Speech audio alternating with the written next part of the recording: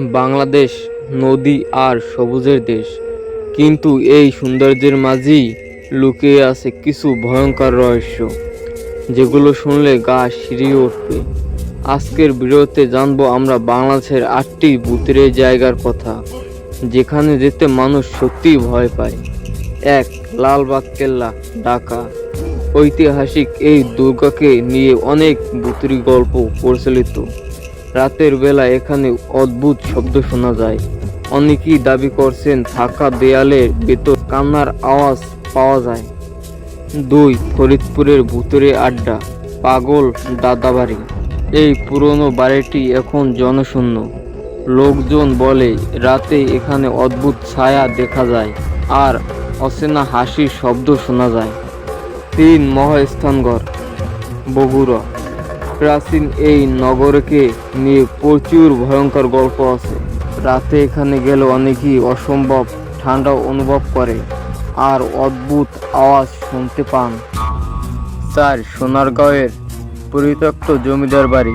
সোনারগাঁয়ের এই পুরনো জমিদার বাড়িগুলো ভূতুড়িক ও পরিবেশের জন্য পরিচিত। রাতে ওখানে গেলে মানুষ হঠাৎ অচেতন হয়ে পড়ার ঘটনাও শোনা যায়। 5. চট্টগ্রামের পাহাড়তলি টানেল। লোকজন বিশ্বাস করে এই টানেলে রাতে অদ্ভুত চিৎকার শোনা যায়।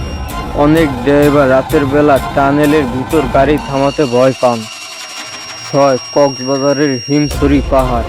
স্থানীয়রা বলে রাতে পাহাড়ে অদ্ভুত আওয়াজ শোনা যায়। কেউ কেউ দাবি করেন এখানে আত্মা ঘোরাফেরা করে। 7. রংপুরের পরিত্যক্ত হাসপাতাল। এই পুরনো হসপিটালটি এখনো একেবারে ফাঁকা, কিন্তু মানুষ বলে এখানে এখনো রোগী গুনগানির আওয়াজ শোনা যায়। 8. পুরান ঢাকার শাহবাগ ও আজিমপুরের কবরস্থান মানেই ভয়ের গল্প। রাতে এখানে নাকি অনেক সময় সাদা পোশাক পরা ছায়া মূর্তি দেখা যায়। অনেকেই বলেন হঠাৎ ঠান্ডা বাতাস এসে যায়, যেন কেউ পাশে দাঁড়িয়ে আছে। এই ছিল বাংলাদেশের 8টি ভূতের জায়গা।